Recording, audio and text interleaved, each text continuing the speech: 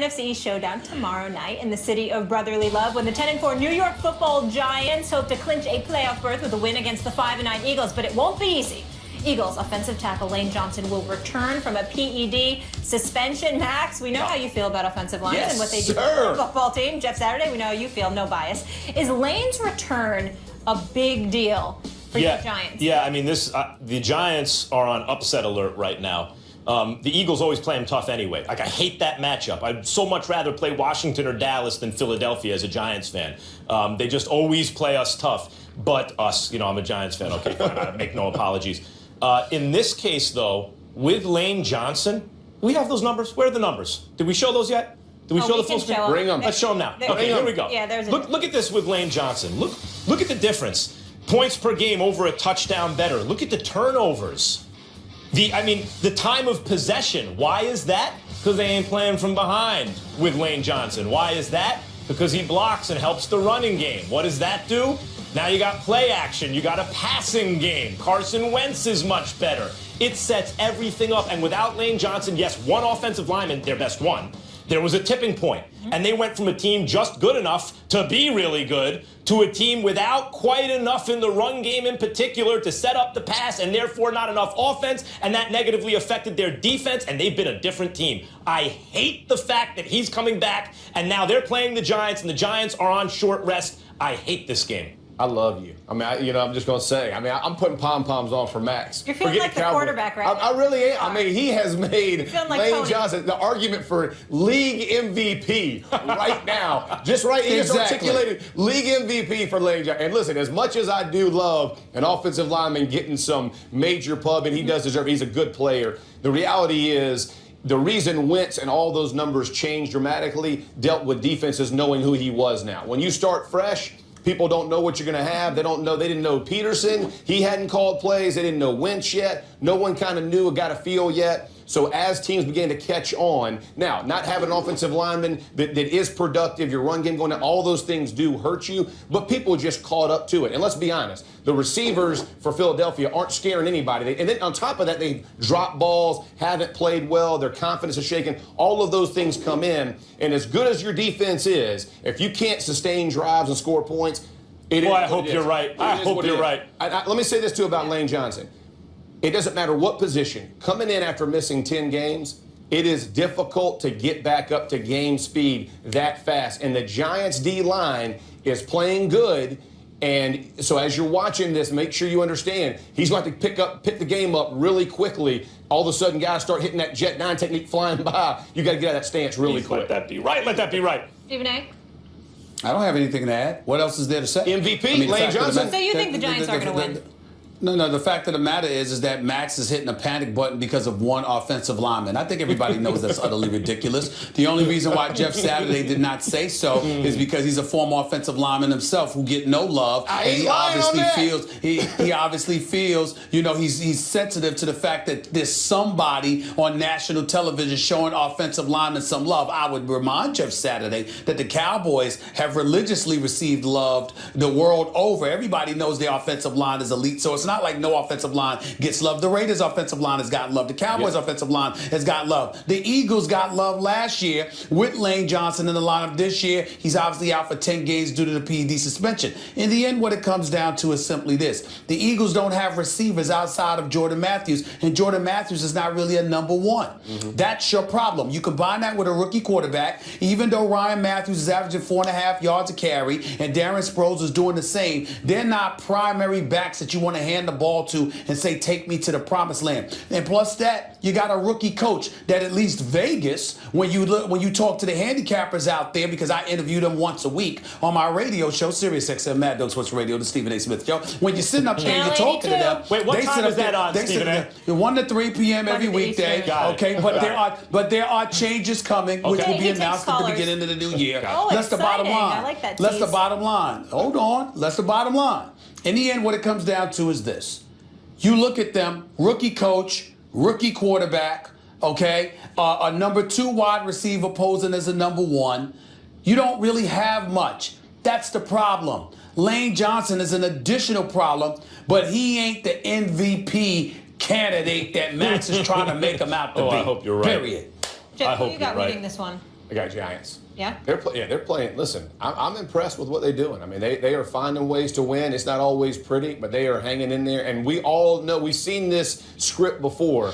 Manning with a good defense coming late in the year, and all of a sudden he can potentially catch fire. I mean, it's a dangerous formula because they believe. They've seen it before. They believe. People buy into it is. I see it. Yeah. Ladies and gentlemen, changing gears back to the Cowboys for a quick second. Yeah. You getting We talked about on? Tony Romo. We talked about Tony Romo, the adopted son. Yeah. We're all touched by him, the emotional letter, the epitaph, the retirement speech that he wrote.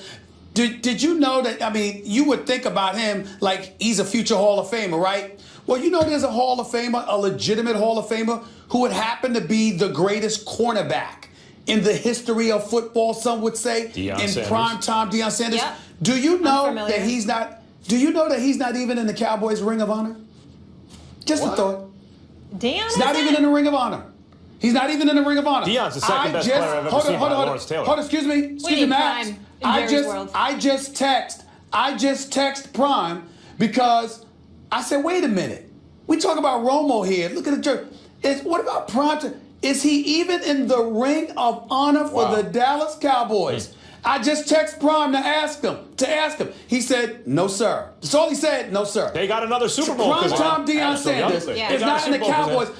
Prime-time Deion Sanders is not in the Cowboys Ring of Honor, but we talk about Tony Romo like he rocked a star back. Man, go to commercial. I'm just done. I don't want to hear. Let me drink my tea. I don't want to talk about it no more. I don't want to talk about it no more. See you in the new year. Thank you, brother. Appreciate you. You earn everything, every single day, over and over again. You have to prove it. That's the way that the NFL, that's the way that football works. A great example of this is Dak Prescott and what he's done. He's earned the right to be our quarterback. That wasn't done for the cameras. That's the way he feels. The competitor in Tony, he'll shoot nickels with you for a line. Anytime you're ready, he'll do anything to compete. He loves to compete. And that's what made it so special for him to step up and really for the team, but for everybody involved. He took the coaches off the hook. For whatever hook I'm on, he took me off. He took everybody off the hook when he said, this is Dak's job. He's earned it. Oh, Jerry, Jeff Saturday in the house. How we doing? Fantastic. How you doing? Good to see you. You're going to be very excited about our next subject. I know you're fired about this, but you just stay tuned for that. But first, we need to talk about Jerry with my man Stephen A. here. Stephen A., is Jerry right? It depends on how you look at it. To me, it's embarrassing that he would say Tony Romo took him off the hook. You're the owner. You're the man that cuts the check. Not to mention the GM, the wannabe coach, the wannabe the president, and everything else in between. You're that dude. What the hell you mean he took you off the hook? Or took Jason Garrett off the hook, or took Stephen Jones off the hook, for that matter? You mean that Dak Prescott going out there, balling out, en route to an 11-game winning streak with a QBR that was top 2 in the NFL, clearly in line for Rookie of the Year and mentioned in league MVP conversations? You mean that Tony Romo going up there acting like he was writing a retirement speech, for crying out loud, holding back tears? And by the way, I don't understand why it was a damn speech. Why did you have to read something? Look, I'm on the sidelines. I was hurt. He came in here the way he's balling. There's really nothing to talk about. I'd love to play, but look, this is what he's doing. That would be that. But all the drama that comes with it, his epitaph that he was writing made no damn sense for me. It was very, very melodramatic. And in the case of Jerry Jones getting back to him, I think it's utterly embarrassing that he would go on the air and say what he just said in terms of being let off the hook. Why the hell would you need to be let off the hook? Dak Prescott is flat out balling. You're winning games. You're a Super Bowl favorite for the first time in 2 decades. What do you mean being left off the hook? Maybe he's right. I don't know. But I think it was absolutely ridiculous for him to come out of his mouth and acknowledge such a thing, because it should not have required being let off the hook. You're in the production business. Dak Prescott is producing. That should have been that. What hook? I agree. What hook? What hook is he on? What were they, like 8-1 at the time? Well, that's quite a hook to be on. Look, Jerry Jones has a quality about him that produces loyalty in others. You know, it elicits. That's how they respond, because he's obviously a loyal guy. and feels the loyalty to Tony Romo. And so there are lots of good things you can say about Jerry Jones as an owner and the way he relates to his players. However, Jerry Jones also may have a narcissistic personality disorder. It always has to be all about him in every way. And in that sense, when the Cowboys succeed, they've succeeded either at times in spite of him or because he's relinquished some control to Stephen Jones, who's made a lot of good decisions on personnel, right? Like they didn't draft Johnny Manziel. They went after the offensive lineman and all that. And I think Romo, if it's true as Stephen A., you say that he sees Romo as like his adopted son, then the reason he feels like on the hook is because he sees Romo as like an extension of himself. You know, it has to be about him. And so by Romo having the press conference, which I imagine Jerry Jones or someone probably picked up the phone and said, Tony, we need you to do this. And Tony, I'm sure, would reciprocate that loyalty because of how loyal Jerry Jones has been. He feels off the hook. He feels like his own ego is let off the hook when there was no hook in the first place. You were winning.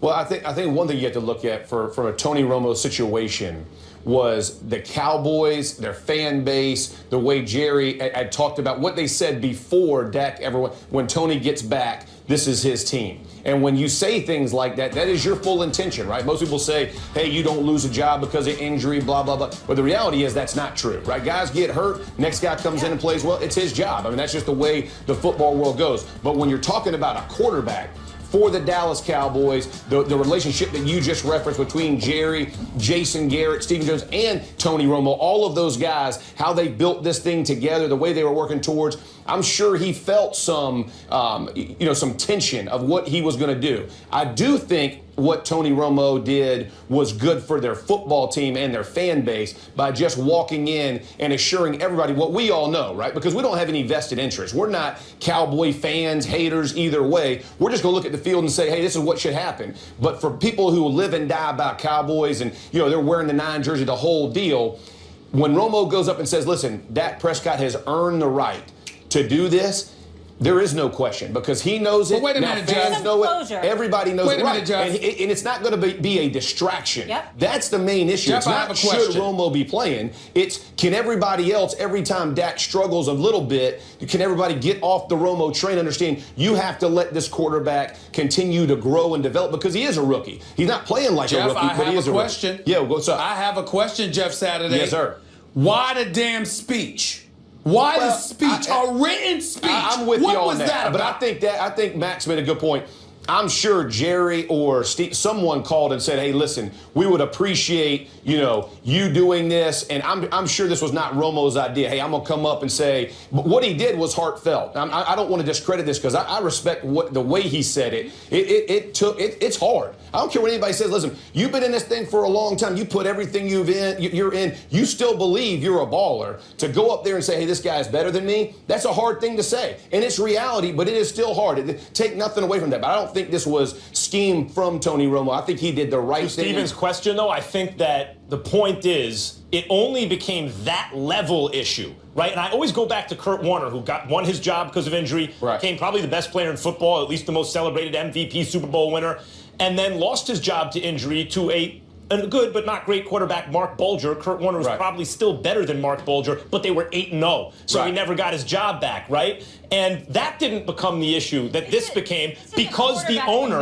Exactly. Well, but it's not just Dallas. It's because, to Stephen's point, the owner kept pumping up Romo. You feel like if you took Jerry Jones out of it, it wouldn't have been the same kind of controversy. I agree with that, but to your point earlier, Jerry can't help himself. I mean, he, from the narcissistic point of view, he wants to be in the news. He wants to keep the Cowboys in the news, right? I mean, he understands business. This guy knows what he's doing. He wants to keep it on the forefront of everybody's mind. So if he can cause issue without being a distraction for his team, it's a win-win. And Romo's doing what he's asked, and I feel like he wrote it out so he could articulate himself the way he wanted to in case he got emotional, which he did a little bit. Unbelievable. Y'all are all unbelievable. I mean, why don't y'all just put on the Cowboy pom-poms? You got apologies everywhere. Oh, this is what they were thinking. And that's what they were thinking. Is everything's fine. All his explanation.